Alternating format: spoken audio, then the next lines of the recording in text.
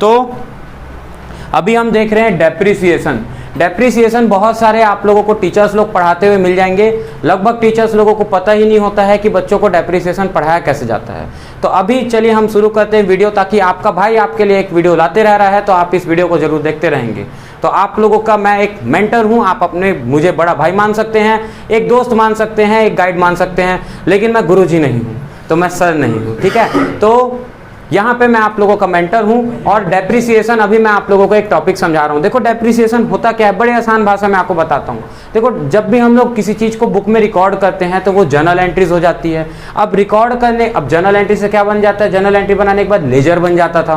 तो journal entry और laser को बोलते हैं रिकॉर्डिंग का पार्ट, रिकॉर्डिंग और क्लासीफाइंग का पार्ट। भाई लेजर में पोस्ट कर दिया तो वो क्लासिफिकेशन का प्रोसेस हो गया, और बुक कीपिंग का काम होता था रिकॉर्डिंग। जब पहली बार बुक में उसको रिकॉर्ड करता था तो वो जर्नल एंट्री में पहली बार रिकॉर्ड होता था, वो रिकॉर्डिंग का पार्ट हो जाता था। तो ये जो डेप्रिसिएशन है ना, इसको रिकॉर्ड करने के दो तरीके होते हैं। क्या बोला मैंने, रिकॉर्ड करने के दो तरीके होते हैं। पहला तरीका होता है जो कि है एसेट्स अप्रोच। क्या बोला मैंने, पहला तरीका है एसेट्स अप्रोच और दूसरा तरीका है लायबिलिटीज अप्रोच। अब एसेट्स अप्रोच में क्या होता है और अच्छा, ये मैं जो आप लोगों को डेप्रिसिएशन के दो तरीके बता रहा हूँ ना, ये मैंने डायरेक्ट शुरू कर दिया डेप्रिसिएशन का फॉर्मूलाज बताना। मैंने अभी तक ये बताया नहीं आपको कि डेप्रिसिएशन क्या होता है। कुछ नहीं, wear and tier of fixed assets. याद रखना, टेंजेबल फिक्स्ड एसेट्स के ऊपर में लगता है डेप्रिसिएशन। फिर से बोल रहा हूँ, ये एक एसेट्स है, ये भी एक एसेट्स है, ठीक है। ये करंट एसेट्स है, साल भर से ज़्यादा नहीं चलेगा, और एसेट्स तो है लेकिन इस पर डेप्रिसिएशन लगेगा ही नहीं। क्यों नहीं लगेगा, क्योंकि ये साल भर से ज़्यादा नहीं चलेगा। करंट एसेट्स के ऊपर में डेप्रिसिएशन नहीं लगता। पर ये बोर्ड क्या है, नॉन करंट एसेट्स है, मतलब फिक्स्ड एसेट्स है, जो एक साल से ज़्यादा चले, जो 12 महीना से ज़्यादा चले, उन एसेट्स के ऊपर में डेप्रिसिएशन लगता है। करंट एसेट्स के ऊपर में डेप्रिसिएशन लगता है क्या, नहीं लगता है। और कैसे एसेट्स के ऊपर में लगता है, क्या गुडविल, पेटेंट, कॉपीराइट के ऊपर में डेप्रिसिएशन लगता है क्या, हाँ लगता है। उस डेप्रिसिएशन को एमोर्टाइजेशन बोलते हैं। क्या बोलते हैं, इंटेंजिबल एसेट्स के ऊपर में लगा हुआ डेप्रिसिएशन, इंटेंजिबल एसेट्स के ऊपर में लगा हुआ डेप्रिसिएशन कहलाता है एमोर्टाइजेशन। एमोर्टाइजेशन। और हम जो ये चैप्टर बना रहे हैं, ये टेंजिबल कैसे एसेट्स के ऊपर में लग रहा है, tangible fixed assets. Tangible fixed assets के ऊपर में लगता है डेप्रिसिएशन। जो भी मैं अपने टेंजिबल फिक्स्ड एसेट्स को हर साल इस्तेमाल करते जा रहा हूं, जितने से उसकी कीमत कम होते जा रही है, उस वियर एंड टियर की वैल्यू को मैं बोलता हूं डेप्रिसिएशन। और ये जो डेप्रिसिएशन मेरा टॉपिक है, ये डेप्रिसिएशन खर्चा है मेरे लिए, एक्सपेंस है। क्या ये खर्चा मेरे से बाहर जा रहा है, क्या डेप्रिसिएशन का पैसा, मान लो ये बोर्ड है, ये बोर्ड 10,000 का बोर्ड है इसका, और ये बोर्ड 10 साल चलेगा, तो इसका हर साल कितने से कीमत कम हो रहा है, एक हजार रुपए से। भाई 10,000 अगर इसकी कीमत है और 10 साल चलेगा, तो हर साल इसकी कीमत कितने से कम हो रही है, एक हजार रुपए से इसकी कीमत कम हो रही है। जो कीमत कम हो रही है वही डेप्रिसिएशन है। अब बताओ, वही डेप्रिसिएशन है, बस जो कीमत का कम हो रहा है, wear and tear is known as depreciation. अब तुम मुझे बताओ, क्या ये डेप्रिसिएशन का जो पैसा है, ये मुझे किसी थर्ड पर्सन को देना पड़ रहा है, सर ये लीजिए, ये मैं बिजनेस हूँ, मैं फर्म हूँ, मुझे ये किसी को देना पड़ रहा है, सर ये लीजिए सर डेप्रिसिएशन का पैसा, सर ये डेप्रिसिएशन का पैसा, या वो मेरे जेब में ही पड़ा हुआ है, जेब में ही पड़ा हुआ है, पर उसको मैं अपने प्रॉफिट एंड लॉस अकाउंट से साल के एंड में उसको अपने नेट प्रॉफिट को उस खर्चे से क्या करूंगा, कम करूंगा नेट प्रॉफिट को।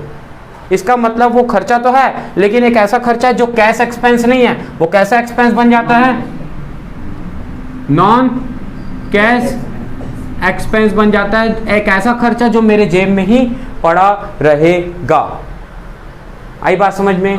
और ये जो है, ये मेरे लिए बनाना जरूरी है। तुम पूछोगे सर हम डेप्रिसिएशन आखिर बनाते क्यों हैं? डेप्रिसिएशन हम इसलिए बनाते हैं क्योंकि एक प्रकार का गुल्लक है। मैं हर साल जितने से मेरा कीमत कम हो रहा है, उतने से कुछ पैसे क्या करूंगा, अपने पास गुल्लक बना के किनारा करना शुरू कर दूंगा। और ये जो गुल्लक है ना, वो इस मेथड में बनता है। किस मेथड में? लायबिलिटीज मेथड के अंदर में। क्योंकि फ्यूचर में होने वाले नॉन लायबिलिटी के लिए अगर मैं कुछ पैसा अभी से गुल्लक में किनारे करके रखता हूँ, तो उसको हम क्या बोलते हैं, प्रोविजन बोलते हैं। मैंने पहले भी आप लोग को बताया कि फ्यूचर में होने वाले अननोन लायबिलिटीज के लिए यदि मैं कोई पैसा अभी से गुल्लक, प्रॉफिट का कुछ पैसा किनारे करता हूं, उसको रिजर्व बोलते हैं। क्या बोला? Unknown liability. अननोन लायबिलिटी के लिए अभी से कुछ पैसा इकट्ठा कर रहा हूं, क्या है? रिजर्व है। नॉन लायबिलिटी के लिए, नॉन लायबिलिटी मतलब मुझे पता है कि 10 साल बाद मुझे 10,000 का खर्चा होगा और उसके लिए कुछ पैसा गुल्लक में किनारे करता हूं, उसको बोलते हैं प्रोविजन। तो डिफरेंस समझ में आया प्रोविजन और रिजर्व में। प्रोविजन फ्यूचर की नॉन लायबिलिटीज के लिए बनता है, रिजर्व फ्यूचर की अननोन लायबिलिटीज के लिए बनता है। तो यहाँ लायबिलिटीज मेथड के अंदर में मैं एक नया गुल्लक तैयार कर देता हूँ, किस नाम का, जिसको मैं बोलते हैं प्रोविजन फॉर डेप्रिसिएशन अकाउंट। किस नाम से? Provision for depreciation. डेप्रिसिएशन के लिए एक प्रोविजन और उसका एक अकाउंट, ये बन गया एक ledger account, provision for depreciation account. ये यहाँ पे क्या किया जाता है? मेंटेन किया जाता है। मतलब जितने से मेरा डेप्रिसिएशन लग रहा है उतने से मैं गुल्लक में कुछ पैसे क्या करते जाऊंगा, किनारे करते जाऊंगा। लेकिन इस मेथड के अंदर में हम लोग गुल्लक नहीं बनाते हैं। इस मेथड के अंदर में हम लोग गुल्लक नहीं बनाते, मतलब प्रोविजन फॉर डेप्रिसिएशन अकाउंट यहाँ पे नहीं बनता है। तो इसको मैं क्या बोलूंगा? When provision for depreciation account is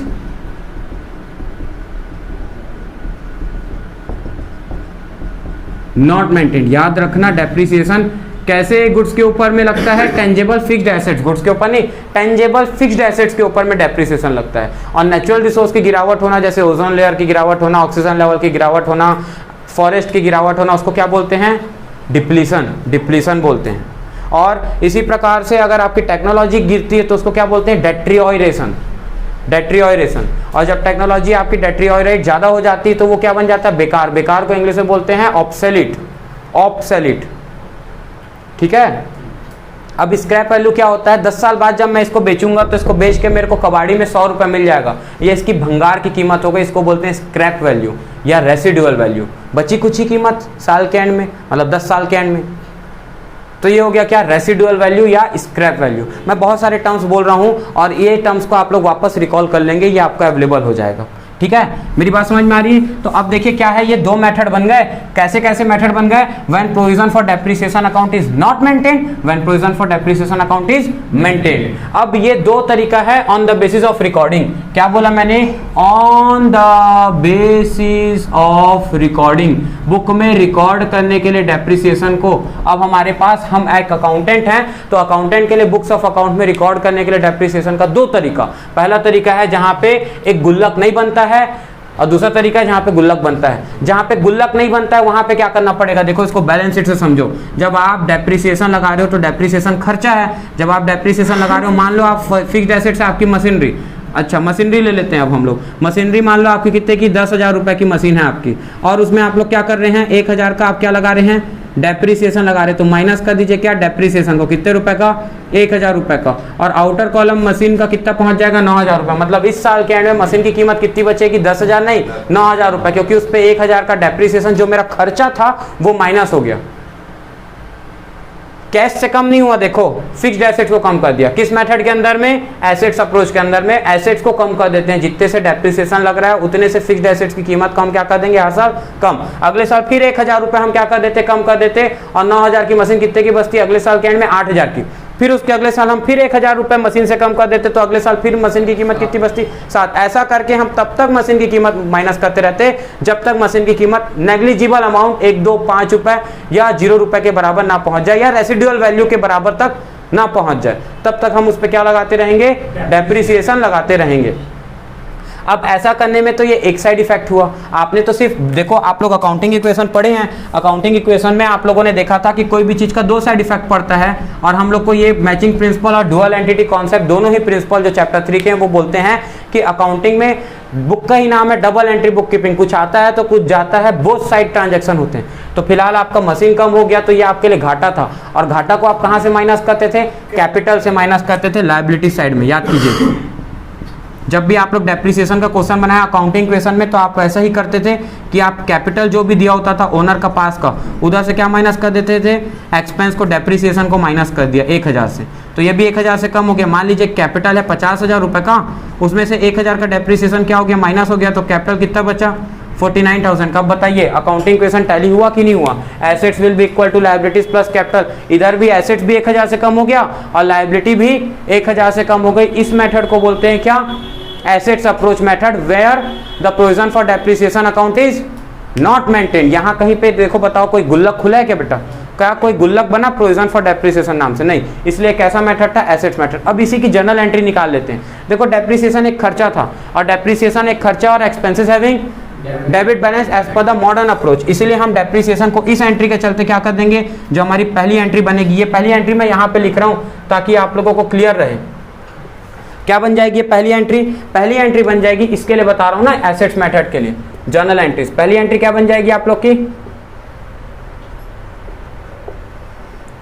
देखो ना, डेप्रिसिएशन क्या है? एक्सपेंस है कि नहीं है? और एक्सपेंसेस हैविंग डेबिट बैलेंस, तो हम किसको डेबिट करेंगे? डेप्रिसिएशन को डेबिट करेंगे, क्योंकि भाई खर्चा क्या है? डेप्रिसिएशन ना खर्चा है, तो जो खर्चा है वही ना डेबिट होगा। नहीं आ रही बात समझ में? भाई आपका खर्चा क्या है? डेप्रिसिएशन एक्सपेंस, और एक्सपेंसेस हैविंग डेबिट बैलेंस। तो जिसके पास जो बैलेंस है अगर वो वही बढ़ता है तो उसको और क्या कर दो? और डेबिट कर दो। और घटता है तो उसका उल्टा कर दो। तो डेप्रिसिएशन एक एक्सपेंस है, एक्सपेंसेस के पास डेबिट बैलेंस है तो वो और बढ़ रहा है तो उसको और डेबिट कर दो। क्या मेरी बात समझ में आई? क्योंकि एक खर्चा है ना, इसलिए डेबिट हो गया 1000 से। अब अगर आपका डेप्रिसिएशन डेबिट हुआ है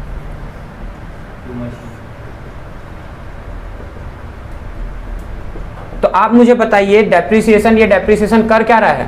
ये खर्चा किसको कम कर रहा है? ये खर्चा बना तो क्या कैश कम हुआ आपके बिजनेस का? नहीं, कैश तो कम नहीं हुआ, लेकिन क्या हुआ आपका मशीन जो एक एसेट था वो क्या हो गया? कम हो गया। मशीन के पास बैलेंस कौन सा होता है? मशीन एक एसेट्स है, और एसेट्स हैविंग डेबिट बैलेंस। और जब एसेट्स कम हो तो उसको क्या करते हैं? क्रेडिट कर देते हैं, कम करने के लिए, because assets having debit balance. तो मशीन को कम करने के लिए हम डेबिट से क्या कर देते हैं उसको?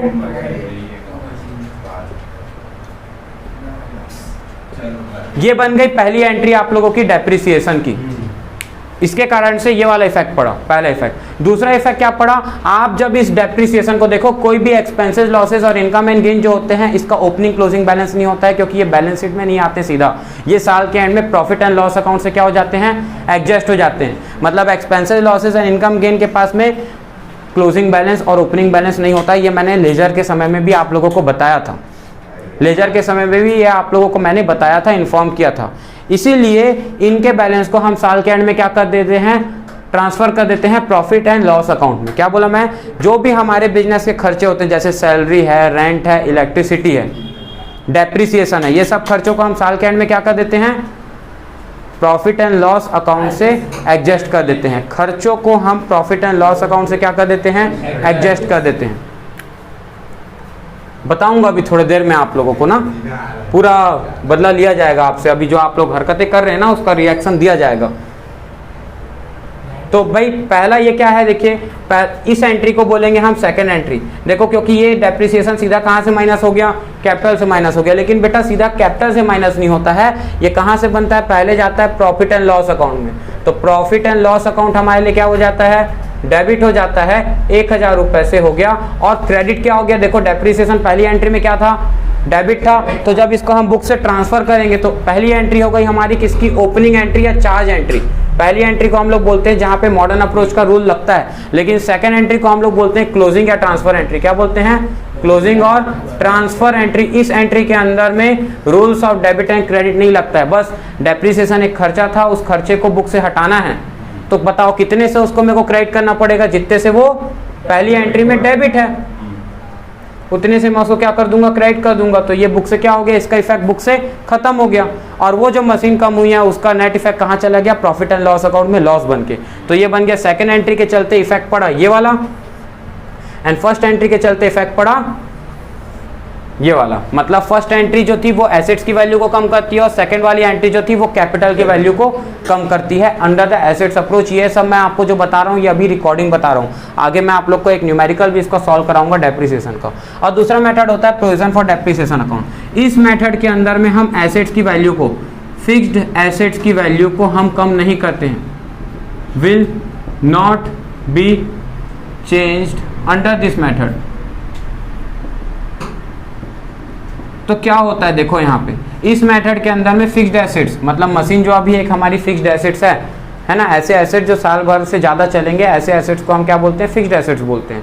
तो ऐसे एसेट जो हमारी मशीन है उसकी वैल्यू को हम चेंज नहीं करेंगे। अब भाई मशीन को कम नहीं करोगे तो फिर क्या होगा? कम, फिर क्या बढ़ेगा? देखो इस मेथड के अंदर में आपने क्या किया था? एक एसेट्स को कम किया था, तो एक साइड लायबिलिटी को कम किया था, कैपिटल को।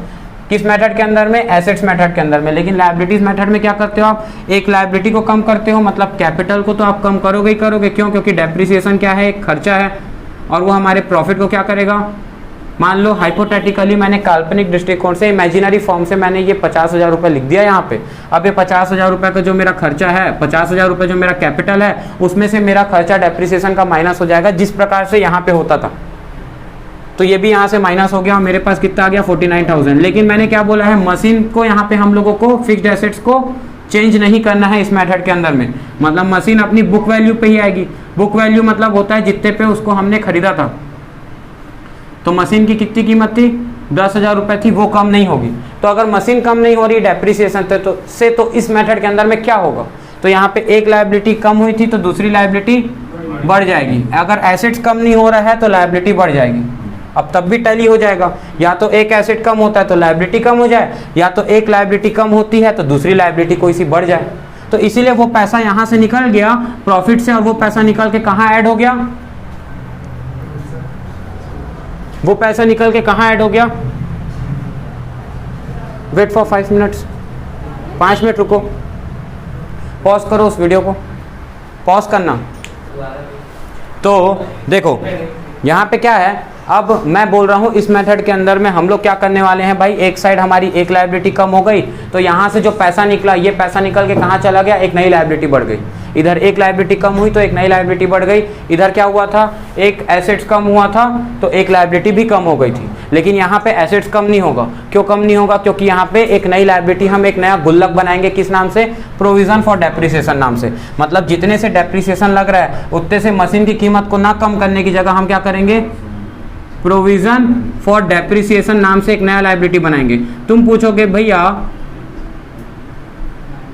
कि भाई जो ये प्रोविजन है, ये जो गुल्लक है, ये लायबिलिटी में क्यों दिखा रहे हैं। तुम मुझे बताओ, प्रॉफिट कहाँ ऐड होता है, कैपिटल में ऐड होता है कि नहीं होता है। अब प्रॉफिट किसका पार्ट होता है, लायबिलिटी का पार्ट होता है कि नहीं। इसीलिए profit and gain also having credit balance होता है, क्योंकि capital having credit balance, liabilities having credit balance, and therefore profit income gain also having credit balance. अब प्रॉफिट से अगर कुछ पार्ट निकला है वो प्रोविजन का, तो वो प्रोविजन भी कौन सा बैलेंस रखता होगा, क्रेडिट बैलेंस। क्योंकि अगर प्रॉफिट क्रेडिट बैलेंस है तो उसके निकला हुआ एक पार्ट प्रोविजन का, प्रॉफिट का एक पार्ट, वो भी कौन सा बैलेंस रखेगा, क्रेडिट बैलेंस। और क्रेडिट बैलेंस जो भी रखता है वो क्या होता है, लायबिलिटीज होता है।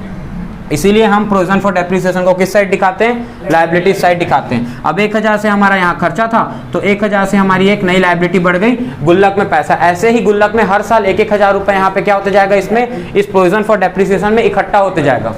और जैसे हर साल 1,000 रुपये का यहाँ पे क्या होते गया, डेप्रिसिएशन लगते गया, और हर साल 1,000 रुपये इस अकाउंट में ऐड होते गया, तो हर साल धीरे धीरे क्या होगा, 1,000 का प्रोविजन बना, अगले साल 2,000 का प्रोविजन बन गया, उसके अगले साल 3। तो जब 10वां साल आएगा तो पूरा 10,000 का प्रोविजन गुल्लक में तैयार हो जाएगा, ताकि 11वें साल में मैं एक नई मशीन खरीद सकूँ। हाँ, मार्केट में 1-2 हज़ार रुपये अगर बढ़ा होगा तो वो तो एक नेग्लिजिबल अमाउंट है ना, उतना तो मैं उस साल के प्रॉफिट से निकाल के वो एक नई मशीन को खरीद सकता हूँ। तो कैपिटल एक्सपेंडिचर जो होता है वो एक बड़ा खर्चा होता है और उससे मेरे बिजनेस में बहुत बड़ा प्रभाव पड़ता है। इसीलिए वो कैपिटल एक्सपेंडिचर के लिए मैं पहले से गुल्लक में कुछ पैसे, जितने साल से डेप्रिसिएशन लग रहा है उतने से कुछ पैसा क्यों ना किनारे रखते जाऊं, ताकि एक ही साल में बर्डन ना पड़े उसका, उस खर्चे का। इसीलिए डेप्रिसिएशन में ये मेथड फॉलो किया जाता है। इस मेथड को बोलते हैं क्या, प्रोविजन फॉर डेप्रिसिएशन। इसमें जनरल एंट्री क्या बनती है, तो इसकी जनरल एंट्री बनने के लिए देखो, दूसरी एंट्री तो वही बनेगी क्या जो यहां बनी थी, वो क्या थी, profit and loss account debit to depreciation account. मैं यहां पे लिख देता हूं, इसको हटा देता हूं, ठीक है।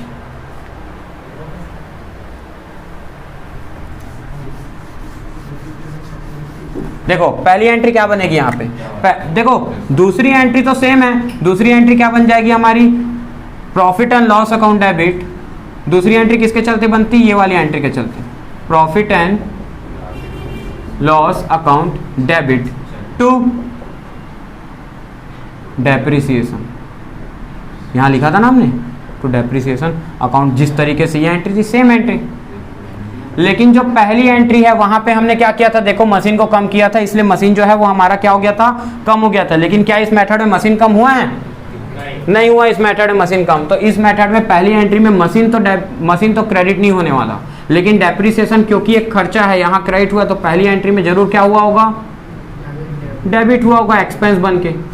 भाई पहले तो खर्चा बनेगा ना, डेबिट होगा, तब तो उसके बाद क्रेडिट होगा। तो पहले एंट्री में डेप्रिसिएशन क्या बना होगा, 1,000 से एक्सपेंस बना होगा। और ये डेप्रिसिएशन यदि मेरे एसेट्स को कम नहीं किया है, एसेट्स अप्रोच नहीं है, ये लायबिलिटीज अप्रोच है, नहीं कम किया, तो किसको बढ़ाएगा, लायबिलिटी को बढ़ाएगा। लायबिलिटीज हैविंग इसके पास कौन सा बैलेंस है, क्रेडिट बैलेंस है, तो इसको हम क्या कर देंगे, क्रेडिट बढ़ रहा है तो और क्रेडिट कर देंगे, रास्ता भटक गया था वापस ले जाते हैं यहाँ से।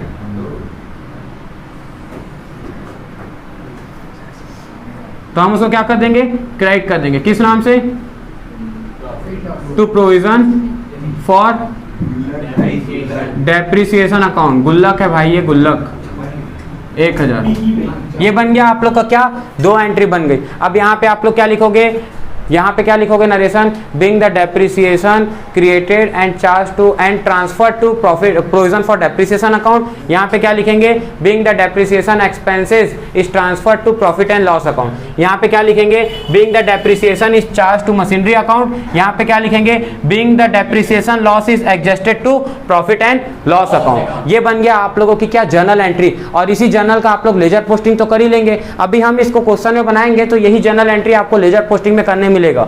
बहुत सारे टीचर्स आपको ये मेथड बड़े आसानी से बता देते हैं रिकॉर्डिंग का, पर ये मेथड आप लोगों को वो कभी नहीं बताएंगे। इसके अंदर में क्या होता है, क्योंकि मशीन कम नहीं हुई ना, तो जब आप लोगों को मैं बताऊंगा कि डेप्रिसिएशन लगने के बाद जब साल के बीच में मशीन बिक जाती है, मैं क्या बोला, डेप्रिसिएशन लगने के बाद जब साल के बीच में मशीन बिक जाती है, तो ये बिकती है इस मेथड के अंदर में मशीनरी अकाउंट से ही।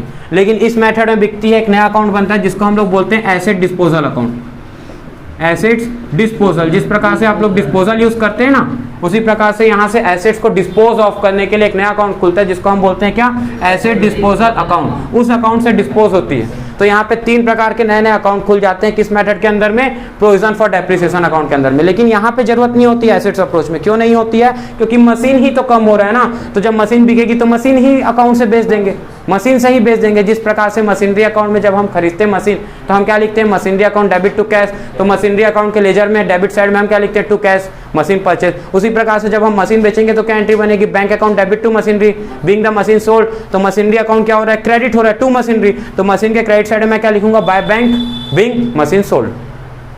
तो वो मशीनरी अकाउंट से ही हो जाएगा यहाँ पे सेल्स की एंट्री, पर इस जगह पे मशीनरी अकाउंट से नहीं होगा, वो किससे होगा, एसेट डिस्पोजल अकाउंट से होगा। और ये मेथड से टीचर्स घबराते हैं बच्चों को समझाने के लिए, क्योंकि ये क्या है, क्रिटिकल है, एक्सप्लेन करने में उनको बड़ी दिक्कत होती है इस चीज़ को, इसलिए वो इस चीज़ को समझाने से स्किप करते हैं।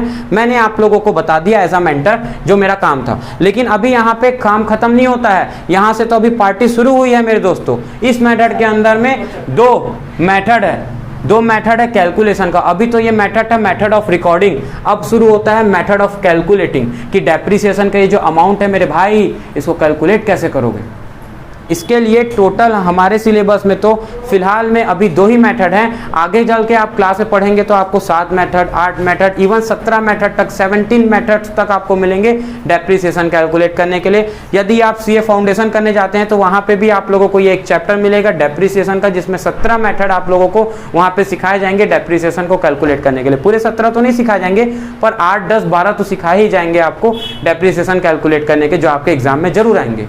इसी प्रकार से सिर्फ आपको तो सिर्फ 12 में 2 ही मेथड पढ़ना है, एक का नाम है स्ट्रेट लाइन मेथड, दूसरे का नाम है रिटर्न डाउन वैल्यू मेथड। इसको आपके टीचर्स जरूर बताएंगे, आपको ये बताएंगे कि डेप्रिसिएशन के अंदर में 2 मेथड लगता है, एक है स्ट्रेट लाइन मेथड, एक है रिटर्न डाउन वैल्यू मेथड। लेकिन वो कौन बताएगा भाई, रिकॉर्डिंग को, on the basis of recording, on the basis of recording के बेसिस पे डिफरेंस होता है एसेट्स अप्रोच और liabilities approach. When provision for depreciation account is not maintained, when provision for depreciation account is maintained. ये skip कर जाते हैं। अब रिटर्न डाउन वैल्यू मेथड और स्ट्रेट लाइन मेथड तो बड़ा आसान है, इसके अंदर में भी 2 मेथड लगेगा। ये जो रिटर्न डाउन वैल्यू मेथड और स्ट्रेट लाइन मेथड मैं बोल रहा हूं, ये मेथड ऑफ कैलकुलेशन है। क्या बोला मैं, ये मेथड ऑफ कैलकुलेशन है। वो कैलकुलेशन यहाँ भी चलेगा, वो कैलकुलेशन यहाँ भी चलेगा। दोनों ही मेथड के लिए, कैलकुलेशन के लिए सिर्फ कोई कॉमन मेथड, एक रिटर्न डाउन वैल्यू मेथड, एक स्ट्रेट लाइन मेथड। तो पहले हम सीखेंगे straight line method. Straight line method को हम लोग फिक्स्ड इंस्टॉलमेंट मेथड या ओरिजिनल कॉस्ट मेथड भी कहते हैं। ऐसा नाम इसलिए पड़ा क्योंकि हम लोगों को ये जो डेप्रिसिएशन है, इसका रेट ऑफ डेप्रिसिएशन क्या होता है, फिक्स होता है। मतलब यदि मैं, अगर मेरी बात समझना, यदि मेरी मशीन 10,000 रुपए की थी और मैं इस साल 10% का डेप्रिसिएशन लगाता हूँ पूरा, अच्छा डेप्रिसिएशन एनुअली चार्ज होता है, सालाना चार्ज होता है। और डेप्रिसिएशन बेसिकली हम जब भी फाइनेंशियल अकाउंटिंग बनाते हैं तो वो 1 अप्रैल से 31 मार्च होता है, पर बुक वाला जो है वो कभी कभी कैलेंडर ईयर के हिसाब से भी आपको क्वेश्चन दे देता है। तो मंथ को बड़ा ध्यान रखेंगे कि डेप्रिसिएशन 6 महीने का है, 4 महीने का है या पूरा साल भर का डेप्रिसिएशन है, इसको थोड़ा ध्यान रखेंगे। कई बार वो क्वेश्चन में ट्रिकी कर जाता है। अभी मैं आपको समझाऊंगा मैं क्या बोल रहा हूँ। तो स्ट्रेट लाइन मेथड में देखो क्या होता है, बहुत सिंपल सा मेथड है। 10,000 की मशीन 10 साल चलेगी, हर साल मशीन का डेप्रिसिएशन कितना हो गया 1,000, टेंशन फ्री। ये स्ट्रेट लाइन है। लेकिन रिटर्न डाउन में क्या होता है, सुनना ध्यान से, 10,000 की मशीन 10 साल चलेगी, हर साल का रेट ऑफ डेप्रिसिएशन दे दिया 10% से उसकी कीमत गिरेगी। आपको मैं समझा दूंगा अभी कैसे रेट निकालते हैं वो बाद में। हर साल से कितने से मशीन की कीमत कम हो रही है, 10% से कम हो रही है। तो भाई 10,000 का 10% कितना होता है, पहले साल में डेप्रिसिएशन 1,000 रुपये, अगले साल मशीन की कीमत कितनी बची 9,000 रुपये। 9,000 रुपये का 10% निकालो कितना होता है 900 रुपये। तो अगले साल डेप्रिसिएशन 1,000 नहीं लगेगा, 900 रुपये लगेगा। उसके अगले साल मशीन की कीमत कितनी बची 8,100 रुपये। अब 8,100 रुपये का 10% लगेगा, थर्ड ईयर में डेप्रिसिएशन 810 रुपये। इसी प्रकार से जो डेप्रिसिएशन है वो क्या होते जाएगा, रिटर्न डाउन होते जाएगा, कम होते जाएगा। इसको बोलते हैं डिमिनिशिंग मेथड या रिड्यूसिंग बैलेंस मेथड या डिमिनिशिंग बैलेंस मेथड या return down value method. Value क्या होते जा रही है, रिटर्न डाउन होते जा रही है, कम होते जा रही है। तो ये मेथड है WDV मेथड, जिसमें रेट ऑफ डेप्रिसिएशन सेम होने के बाद भी डेप्रिसिएशन जो हर साल है वो क्या होते जाता है, कम होते जाता है। क्यों, क्योंकि मशीन की कीमत कम होते जा रही है। लेकिन स्ट्रेट लाइन मेथड में झंझट नहीं होता। स्ट्रेट लाइन में क्या है, फिक्स है कि यदि मेरी मशीन जो है वो 10,000 की और 10 साल चलेगी तो हर साल डेप्रिसिएशन कितना लगाना है 1,000, झंझट नहीं। तो स्ट्रेट लाइन मेथड बिल्कुल एकदम फिक्स्ड है, उसमें झंझट कम है। लेकिन रिटर्न डाउन वैल्यू मेथड में झंझट ज़्यादा है। आपको हर साल अपनी मशीन की कीमत जो है वो कम होती जा रही, उस पर परसेंटेज निकालना है, किसमें, रिटर्न डाउन में। पर स्ट्रेट लाइन मेथड में फिक्स है, फ्लैट है, उसमें कोई प्रकार का चेंजेस नहीं करना है। आपको क्लियर हुई बातें, एकदम अच्छे समझ में आया कि स्ट्रेट लाइन मेथड क्या होता है, रिटर्न डाउन वैल्यू मेथड क्या होता है। इसमें मैं ज़्यादा समय ना लगाते हुए सीधा आपको एक इलस्ट्रेशन करा रहा हूँ। TS ग्रिवाल बुक का इलस्ट्रेशन नंबर 3।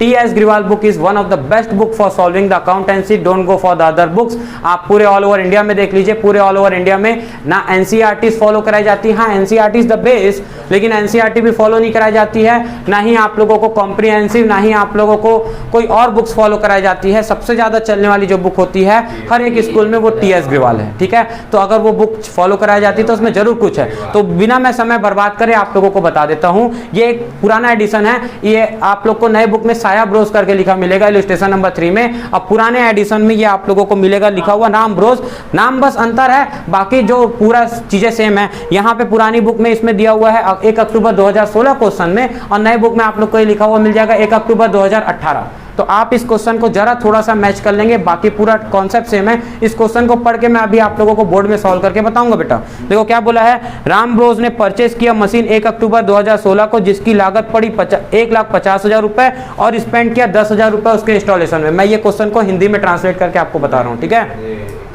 अब मैंने आप लोगों को बताया था जब भी हम लोग मशीन को इंस्टॉल करते तक जो भी खर्चा होता है वो मशीन की कॉस्ट में ही जोड़ा जाता है। इसका मतलब 1.5 लाख की मशीन है और 10,000 का उसके इंस्टॉलेशन में खर्चा हुआ है, तो वो इंस्टॉलेशन का खर्चा भी मैं मशीन की कॉस्ट में ही इंक्लूड करूंगा। ये बात समझ में आई? पॉज करना। तो देखिए यहाँ पे क्या है, यहाँ पे बोला है हम लोग को राम ब्रोस ने एक मशीन परचेस करी है 1 अक्टूबर 2016 को, जिसकी कीमत है 1,50,000 रुपये और उसमें स्पेंड किया 10,000 रुपये और ऊपर से उसके इंस्टॉलेशन में। जो रियलाइजेबल वैल्यू है उन लोगों को स्क्रैप वैल्यू बोल दिया है, या रियलाइजेबल वैल्यू बोल देता है, या रेसिडुअल वैल्यू बोल देता है। रियलाइजेबल वैल्यू, रेसिडुअल वैल्यू या स्क्रैप वैल्यू जो बोला है, भंगार की कीमत जो उनको रिसीव होती है end of the estimated useful life machine की कितनी दे दिया, 10 साल दे दिया आप लोगों को।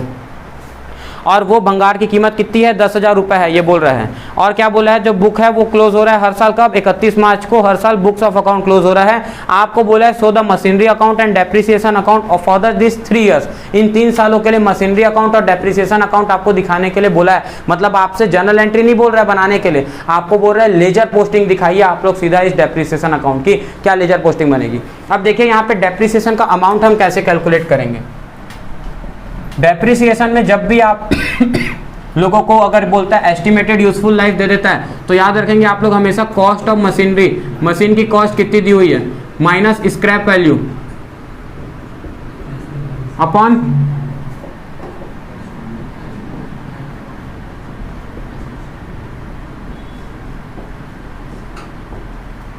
Upon estimated useful life of assets आप लोग करेंगे। तो ये क्या हो गया हमारे पास, कॉस्ट ऑफ मशीन कितना दिया हुआ है 1,50,000 नहीं बेटा 1,60,000, क्योंकि मशीन को इंस्टॉल करते तक जो भी खर्चा होता है वो मशीन की कॉस्ट में ही जोड़ा जाता है। तो अभी 1.5 लाख की मशीन थी और 10,000 रुपए उसके इंस्टॉलेशन में खर्चा किया, वो भी मशीन का पार्ट ही माना जाएगा। क्योंकि भाई अगर मैं कोई घर में एसी लेके आया हूँ या अपने बिजनेस में एसी लेके आया हूँ तो और एसी की कीमत 38,000 है और उसको इंस्टॉल कराने का 2,000 रुपए ले लिया, तो क्या मैं एसी की जो रेट है वो 38 बताऊंगा? नहीं नहीं नहीं, मैं उसको 40 बताऊंगा और वो 40,000 ही उसकी एक्चुअल कॉस्ट मानी जाएगी। क्योंकि भाई मैं जब तक उसको यूज नहीं कर पाऊं तो वो मशीन की कीमत कैसे हो गई?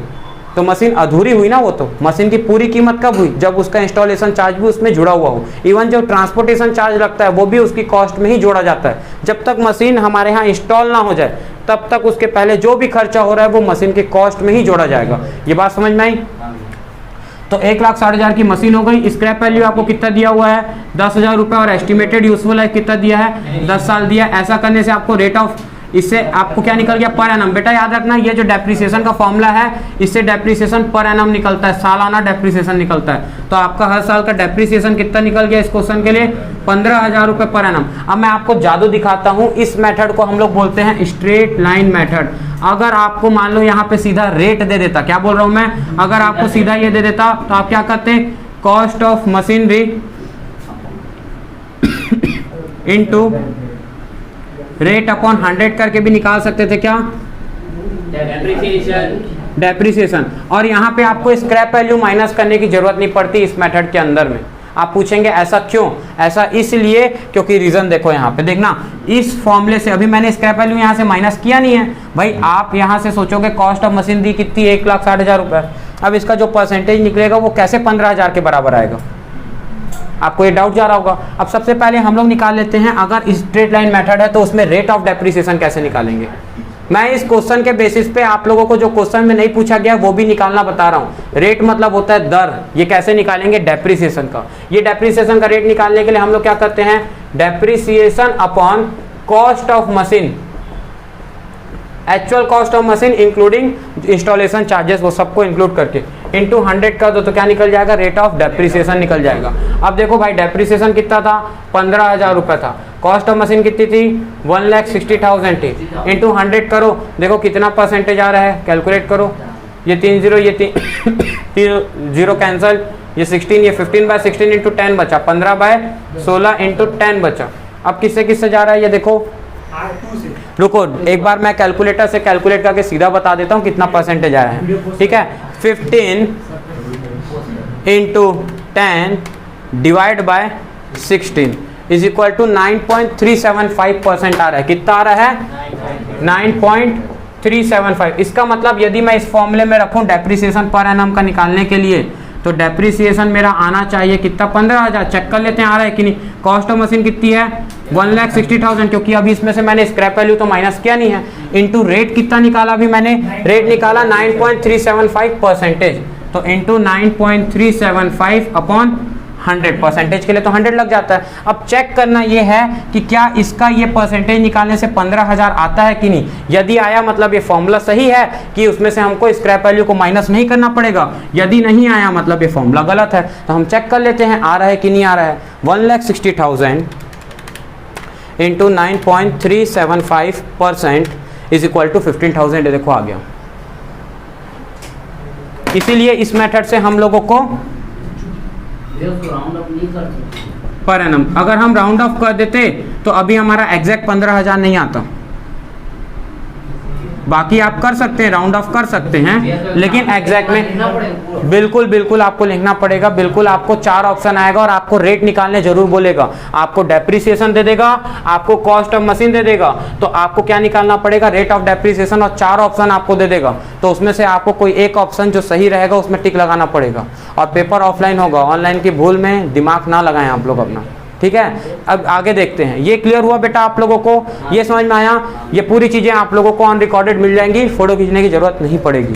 आगे बढ़ते हैं। अब इस क्वेश्चन में हम लोग अपने वापस आते हैं राम ब्रोस के क्वेश्चन में। अब देखो हम लोगों को यहाँ पे 2 प्रकार का अकाउंट बनाने के लिए बोला गया था। एक तो मशीनरी अकाउंट बनाने के लिए बोला गया है और दूसरा हम लोग को डेप्रिसिएशन का अकाउंट बनाने के लिए बोला गया है। अब देखिए मशीनरी अकाउंट जो है, हमको मशीन को परचेस कब करा है 1 अक्टूबर 2016 को परचेस करा है। बेटा बात नहीं करो, मेरे लिए तकलीफ हो जाएगा, नहीं तो बोलना ना पड़े, मैंने आपको पहले भी बोला था।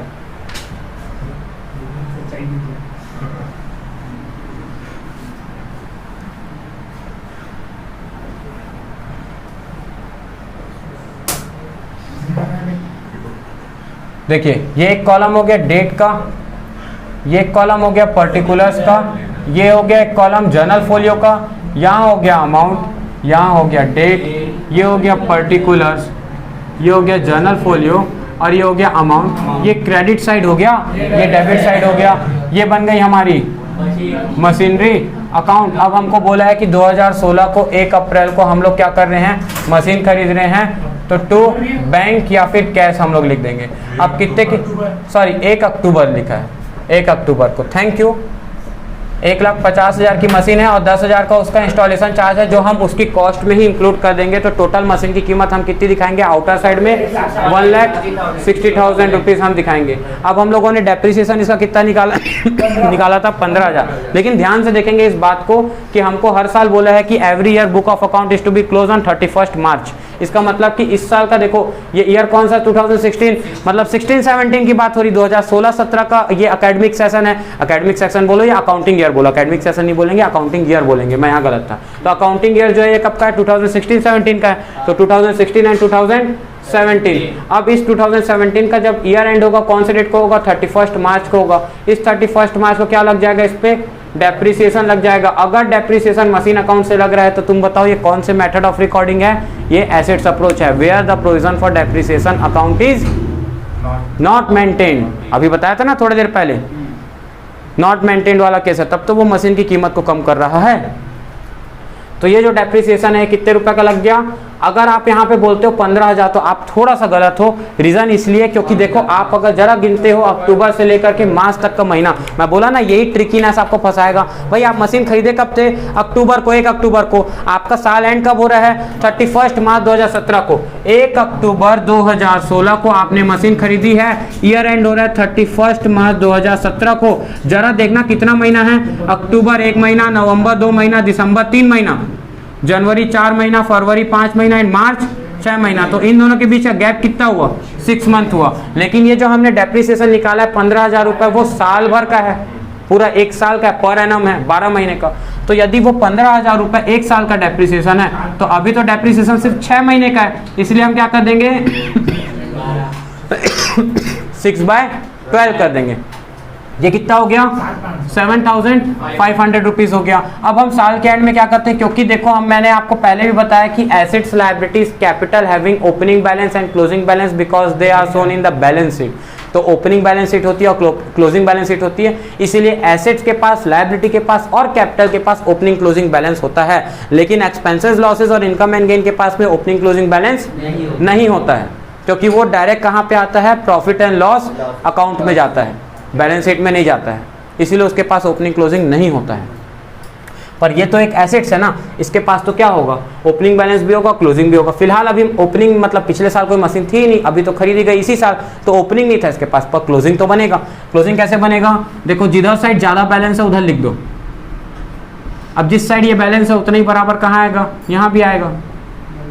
अब हमारे पास में 31 मार्च को क्या बच रहा है, कुछ पैसा कम, 1,60,000 से 7,500 को माइनस कर दो तो कितना रुपए कम पड़ रहा है, यहाँ पे 1,52,500 रुपीज कम पड़ रहा है। इतना बैलेंसिंग फिगर हो जाएगा, यही हमारा क्लोजिंग बैलेंस बन जाएगा कि भाई 1,60,000 की मशीन थी, उसमें से 7,500 का डेप्रिसिएशन कट गया, तो जो बचा हुआ बैलेंस है यही क्या है, इस साल का क्लोजिंग बैलेंस है। बाय बैलेंस कैरिड डाउन या कैरिड फॉरवर्ड भी लिख सकते हैं आप लोग, और इसी को हम बोलेंगे ये कैसे निकला, बैलेंसिंग फिगर से निकला। बैलेंसिंग फिगर का मतलब ही होता है कि जो आपने टोटल किया उस टोटल से आप अपने खर्चों को माइनस करके जो क्लोजिंग बैलेंस निकाले हैं, this is known as the closing balance. अब यही क्लोजिंग बैलेंस अगले साल का क्या बन जाएगा, 2017 के 1 अप्रैल का फॉर 2017-18 के सेशन के लिए क्या बन जाएगा, 2 बन के टू बैलेंस ब्रॉड डाउन हो जाएगा। यही क्लोजिंग बैलेंस जो है अब क्या बन जाएगा यहाँ पे 1 लाख, क्योंकि मेथड एसएलएन था ना, तो यहाँ पे हम लोग 1,52,000 का 10% डेप्रिसिएशन नहीं लगाएंगे, हम तो फ्लैट डेप्रिसिएशन जो हर साल कितना लग रहा था, 15,000 लग रहा था, उतना ही लगाएंगे।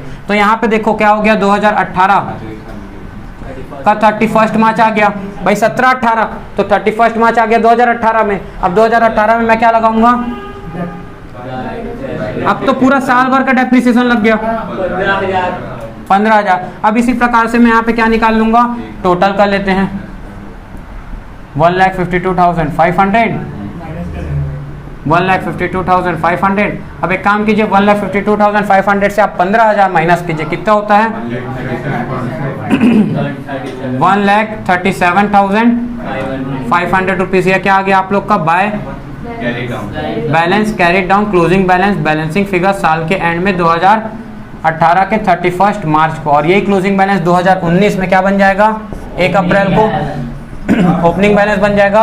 तो बैलेंस ब्रॉट डाउन नाम से कितना रुपए, 1,37,500 rupees.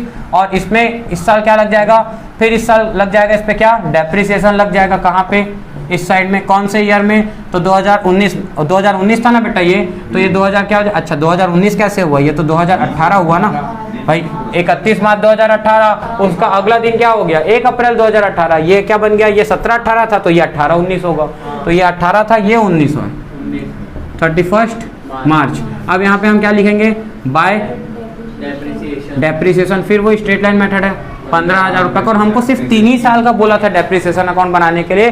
So the machinery account and depreciation account for the 3 years, question की रिक्वायरमेंट सिर्फ 3 ही साल की थी। अब क्या आ गया, by balance carried down, carried down, carried down, closing balance में कैरिड डाउन, बैलेंसिंग फिगर कितना रुपए का, अब निकाल लो आप लोग 1,37,500 से 15,000 माइनस कर दो, कितना बचा आप लोग के पास में 1,22,500 रुपीज़, यही बच रहा है। हाँ, ये बन गया हमारा क्या, मशीनरी अकाउंट। अब आप लोग डेप्रिसिएशन अकाउंट कैसे बनाएंगे, मैं पहले ही डेप्रिसिएशन शॉर्टकट में बता देता हूँ, इसका मैं डेट वेट का कॉलम नहीं बता रहा हूँ। डेप्रिसिएशन में कुछ भी ओपनिंग क्लोजिंग नहीं होगा, मैं सिर्फ पर्टिकुलर और अमाउंट का कॉलम लिख रहा हूँ, डेप्रिसिएशन अकाउंट। अब डेप्रिसिएशन अकाउंट में देखो यहाँ पे क्या एंट्री बनी, बाय डेप्रिसिएशन मतलब जनरल एंट्री क्या बनी, depreciation account debit to machinery. तो डेप्रिसिएशन अकाउंट के डेबिट साइड में क्या लिखूंगा, टू मशीनरी, कितना रुपए 7,500। अब यहाँ कोई क्लोजिंग नहीं आएगा, तो जो यहाँ 7,500 था वो भी यहाँ 7,500 आ जाएगा, और ये 7,500 कैरी डाउन नहीं लिखाएगा, यहाँ पे लिखाएगा वो क्या, bye profit and loss account. याद करो जनरल एंट्री में हम लोग कहाँ से भेजते थे उसको, ट्रांसफर करते समय डेप्रिसिएशन को प्रॉफिट एंड लॉस से हम लोग एडजस्ट करते थे ट्रांसफर एंट्री में। इसी प्रकार से फिर क्या बन जाएगा अगले साल के लिए, टू मशीनरी कितना इस एंट्री के लिए 15,000 रुपए, और वो भी क्या हो जाएगा यहाँ bye profit and loss account 15,000 रुपए। इसी प्रकार से फिर अगले साल के लिए डेप्रिसिएशन टू